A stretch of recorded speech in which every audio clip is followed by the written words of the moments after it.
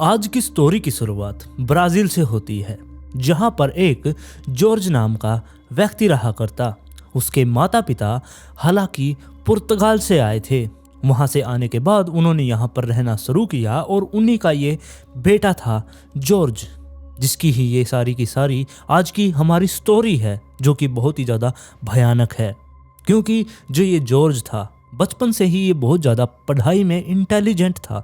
इसने अपनी पढ़ाई जल्द ही पूरी कर ली थी। इसने ग्रेजुएशन की यूनिवर्सिटी से और बाद में इसने कराटे भी सीख लिए थे, जिसकी वजह से ये लोगों को इस चीज़ की ट्रेनिंग भी दिया करता। खाली समय में ये लोगों को कराटे सिखाया करता और तो और ये छोटी मोटी ये फिल्मों में भी काम किया करता, जो कि ये खुद ही उसे डायरेक्ट किया करता, खुद ही उसे लिखा करता, खुद ही उसे में हीरो हुआ करता और खुद ही उसमें म्यूज़िक कंपोज वगैरह किया करता।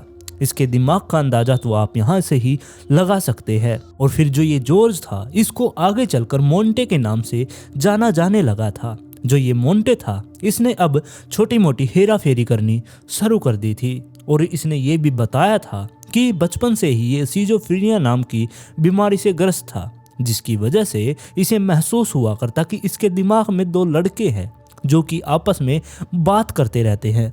वो कोई शैतान नहीं है, वो देवदूत है, यानी कि एंजल्स। इसका ऐसा कहना था कि बचपन से ही वो मेरे साथ रहा करते, उन्होंने मुझे बहुत कुछ सिखाया है कि अपने जीवन में उसे क्या करना चाहिए और क्या नहीं। और जिसकी वजह से इसे 2 बार मेंटल हॉस्पिटल में भी दाखिल करवाया गया, लेकिन वहां पर भी कोई इसका अच्छे से इलाज नहीं हुआ और इसकी स्थिति ऐसी की ऐसी बनी रही। जिसके बाद ये वापस से अपने घर आ जाता है और फिर ऐसे ही टाइम बीतता है। फिर इसकी मुलाकात इजाबेल नाम की एक महिला से होती है, जो कि आगे चलकर इससे प्यार कर बैठी। इन दोनों ने शादी कर ली थी और ये दोनों एक साथ ओलिंडा शहर में जाकर रहने लगते हैं। वहीं पर इन दोनों के बीच का ये प्यार बढ़ता रहता है, लेकिन 20 साल से अधिक इनका प्यार ऐसे ही बना रहा था, क्योंकि आगे चलकर जो ये इनका रोमांटिक रिलेशनशिप था, ये कामयाब नहीं हुआ।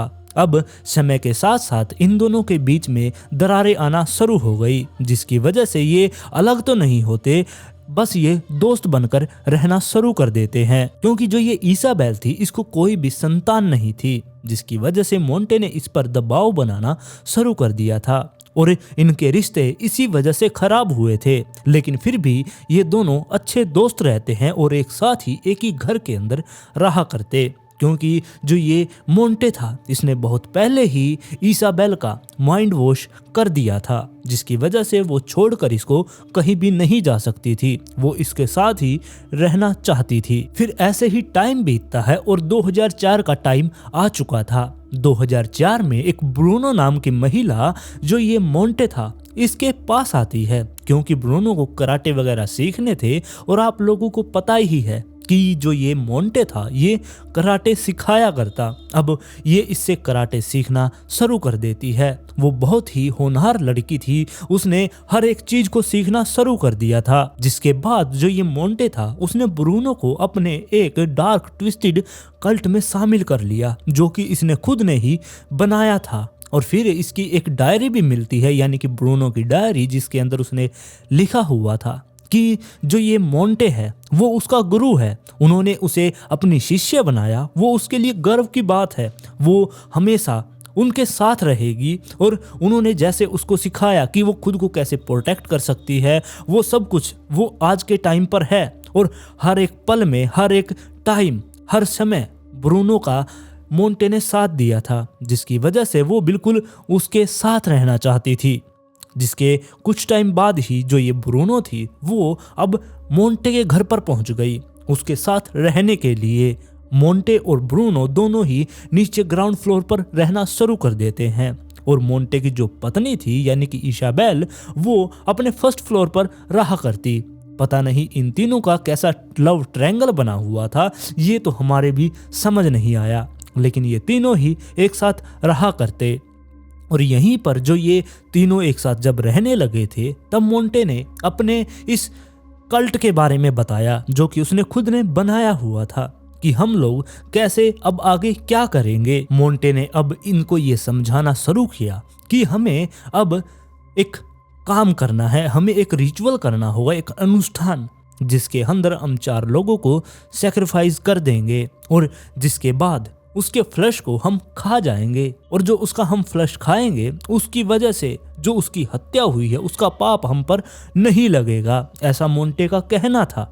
और वो 4 ही विक्टिम इसलिए चुन रहा था क्योंकि उसका मानना था कि 4 ही एलिमेंट्स होते हैं, जैसे कि पानी, आग, हवा और ये पूरी पृथ्वी। इसीलिए वो 4 विक्टिम्स को चुनना चाहता था। उन्हीं 4 लोगों को जब ये मार देगा तो इसका अनुष्ठान पूरा होगा। और मोंटे का मानना था कि जब ये 4था विक्टिम उसको सेक्रीफाइस कर देंगे उसके बाद इनके लिए स्वर्ग का दरवाजा खुल जाएगा। और मोंटे ने इस बात पर जोर देकर इन सबको ये भी कहा कि हमें कोई भी ऐसे विक्टिम्स को नहीं चुनना। इन्होंने बहुत सोच समझकर अपने विक्टिम्स को चुना था। इन्होंने नंबर के आधार पर उनको चुना क्योंकि मोंटे का मानना था, उसने समझाया कि हर कोई व्यक्ति के साथ उसका एक नंबर जुड़ा हुआ है। एग्जाम्पल के तौर पर मैं आप लोगों को बताऊं कि इनका एक विक्टिम ऐसा था जिसको इन्होंने सिर्फ इसीलिए मार दिया क्योंकि उसके पहचान पत्र पर 666 था। ये 666 नंबर की वजह से उस विक्टिम को मारा गया था। और इसके जितने भी विक्टिम्स थे वो सारी की सारी महिलाएं थी क्योंकि मोंटे का मानना था कि हम लोग इस देश का भला कर रहे हैं क्योंकि जो ये महिलाएं हैं ये बच्चे पैदा करती है और जिसकी वजह से जनसंख्या बढ़ रही है। हम इन महिलाओं को मार देंगे जिसकी वजह से हम देश का उद्धार कर देंगे और जनसंख्या भी नहीं बढ़ेगी। फिर 26 मई 2008 को इस ओलिंडा शहर के अंदर ही एक महिला जिसका नाम जेसिका था, वो एक सिंगल मदर थी, उसके पास कोई भी घर नहीं था, वो जिंदा रहने के लिए संघर्ष कर रही थी। मोंटे की नज़र उसके ऊपर पड़ती है और वो उसे पहला शिकार चुन लेता है। मोंटे उसके पास गया और उसे नैनी की जॉब ऑफर की और उससे कहा कि मैं तुम्हें बहुत सारा पैसा दूंगा। जो ये जेसिका थी इसके पास एक खुद की बेटी थी जिसका नाम मारिया था और इसको ये अपने साथ रखा करती जो कि 1 साल की थी और इसके ना तो कोई परिवार में था और ना ही इसका कोई पति था, जिसकी वजह से ये अकेले ही धक्के खाते हुए फिर रही थी और इसे पैसों की बहुत ज़्यादा ज़रूरत थी जिसकी वजह से ये अब मोंटे के जाल में फंस चुकी थी। जेसिका को अब ये नौकरी चाहिए थी किसी भी हाल में। उसे ऐसा लग रहा था कि इसकी वजह से उसकी बेटी की ज़िंदगी संवर जाएगी और उसे अच्छा भविष्य मिलेगा। और ये बात सोचकर वो मोंटे के घर पर चली जाती है, ये सोचकर कि वहाँ पर उसका जॉब इंटरव्यू होगा। लेकिन वहाँ पर तो कुछ और ही होना था। वहाँ पर जाते ही जो इसाबेल और ब्रूनो थी उन्होंने पहले इसकी बेटी को अपने पास रख लिया। वो उसे दूसरे रूम में लेकर गए, वहाँ पर उसको खिलाना शुरू कर देते हैं। और इस तरफ जो मोंटे था उसने जेसिका के गले में रस्सी डाली और उसे खींचकर बाथरूम में लेकर गया और उसके गले पर चाकू से वार कर दिया, जिसकी वजह से उसके शरीर से बहुत सारा ब्लड निकलना शुरू हो गया और साथ में उसने शावर भी चला दिया ताकि सारा का सारा ब्लड बाहर जा सके। और बेचारी जेसिका को तो इस बारे में बिल्कुल भी पता ही नहीं था कि जहां पर वो अपनी बेटी का भविष्य बनाने के लिए जा रही है वहां पर वो खुद की जान से हाथ धो बैठेगी। जेसिका को मारने के बाद भी मोंटे नहीं रुकता, उसने इसकी स्किन को डिसमेंबर्ड कर दिया और फिर इसके शरीर के छोटे छोटे पीसीज कर दिए और उन्हें फ्रिज में रख दिया। इसके ऑर्गन्स वगैरह को फ्रिज में रख दिया और अगले दिन इन्होंने लंच में जेसिका के फ्लैश को फ्राई करके खाया और तो और उसकी बेटी मारिया को भी इन्होंने खिलाया। अब आप लोग सोच सकते हैं कि ये तीनों कितने ही ज़्यादा भयानक राक्षस थे। अब इन तीनों ने मिलकर यहाँ पर एक सलाह मिलाई क्योंकि इसाबेल के और इस मोंटे के कोई भी बच्चा नहीं था। तब इन्होंने तीनों ने मिलकर सलाह मिलाई कि हम इस बच्ची को गोद ले लेते हैं और अपने पास ही रखेंगे, क्योंकि जो ये मोंटे था इसका कहना था कि मैं इस बच्ची से बहुत ज़्यादा प्यार करने लगा हूँ, इसके साथ मेरा एक अलग सा जुड़ाव मैं महसूस कर रहा हूँ और मैं नहीं चाहता कि इसकी माँ तो चली गई है, इसके पिता पहले जा चुके हैं और मैं नहीं चाहता कि जब ये स्कूल में जाए तब इससे कोई इसके पिता का नाम पूछे तो ये बेचारी अपने पिता का नाम ना बता सके। इसलिए वो इसका पिता बनने को तैयार था और उसने मारिया को गोद ले लिया, जिसके बाद इन तीनों ने मिलकर जो जेसिका थी उसके जो भी बचा हुआ हिस्सा था शरीर का, उसको उठाकर पीछे बैकयार्ड में दफन कर दिया।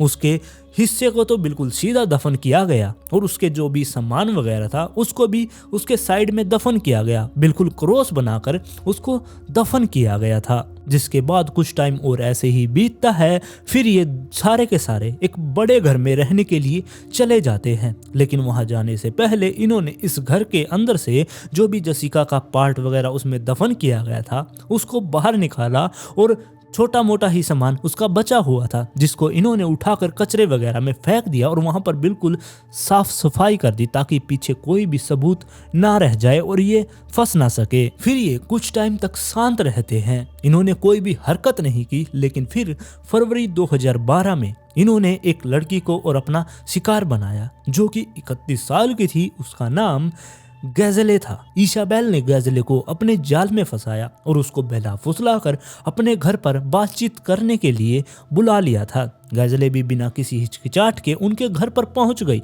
वहां पर जाकर वो दोनों आपस में बैठकर बातें कर रही थी कि तभी पीछे से जो मोंटे था वो चाकू लेकर उसके गले पर वार करता है और उसको कुर्सी समेत ही खींचकर बाथरूम में ले जाता है और वहां पर जाकर उसने शावर चला दिया ताकि उसका भी ब्लड सारा का सारा बाहर जा सके। इसके बाद इन्होंने 15 मार्च 2012 को एक अलेक्जेंड्रा नाम की महिला को शिकार बनाया जो कि सिर्फ 20 साल की थी। और इस महिला ने अपने पिता से बताया था कि मुझे एक हेल्थ सेंटर में आदमी मिला जिसने मुझे नैनी की जॉब ऑफर की थी और उसने कहा था कि मैं तुम्हें डबल पैसा दूंगा, यानी कि जो नॉर्मल सैलरी है उससे 2 गुना।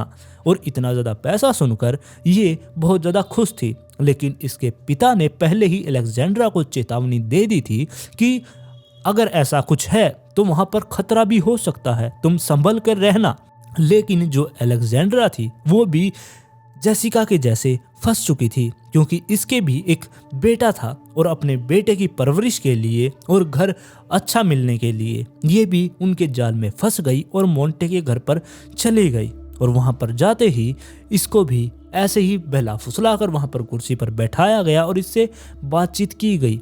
पीछे से मोंटे ने चाकू इसकी गर्दन पर मारा, इसको भी खींचकर वो बाथरूम में लेकर गया, वहां पर शावर चलाया ताकि इसका ब्लड बाहर जा सके। और इसके बाद जो ये अलेक्जेंड्रा थी और गैजल, इन दोनों के ही बॉडी के साथ उसने इनकी स्किन को डिसमेंबर्ड कर दिया और इनके पीसीस किए गए जिनको इन्होंने खाना शुरू किया। और जो ये मोंटे था इसने बताया कि इस अनुष्ठान के दौरान जो ये महिलाएं हैं यही हमारे लिए ह्यूमन फ्लैश को बनाया करती और हम बैठकर इसको इकट्ठा खाया करते। इन्होंने ये भी बताया था कि हम एक चीज़ को खा खा कर पक चुके थे जिसकी वजह से हम इस मीट की अलग अलग डिश बनाया करते।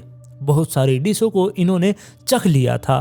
फिर ये एक ग्राइंडर लेकर आए जिसमें जो ब्रूनो थी वो कीमा बनाया करती और कीमा बनाकर ये बहुत सारी डिशेस के अंदर डाला करते जो कि इनको बहुत ज़्यादा पसंद आया करता। और इनका ये भी कहना था कि इन्होंने ऐसा मीट कभी भी नहीं खाया, जो नॉर्मल मीट है उससे भी ज़्यादा टेस्टी ये मीट है। इनका ऐसा मानना था कि ये बहुत ही ज़्यादा अच्छा है। फिर इन्होंने बताया कि 4-5 दिन के अंदर ही इनका मीट खत्म हो जाया करता, उसको सब ये खा जाया करते। लेकिन अब इनके पास बहुत ज़्यादा मीट इकट्ठा हो चुका था क्योंकि 3-3 विक्टिम्स को इन्होंने मार डाला था और ये सारा का सारा मीट इनसे खाया नहीं गया, जिसकी वजह से अब जो ब्रूनो थी उसने इन सब चीज़ों का कीमा बनाया और इम्पाडास के अंदर भरना शुरू कर दिया, जो कि एक पेस्ट्री है जिसके अंदर इन्होंने इस ह्यूमन फ्लैश को डालना शुरू कर दिया था और बाहर लोगों में इन्होंने बेचना शुरू कर दिया।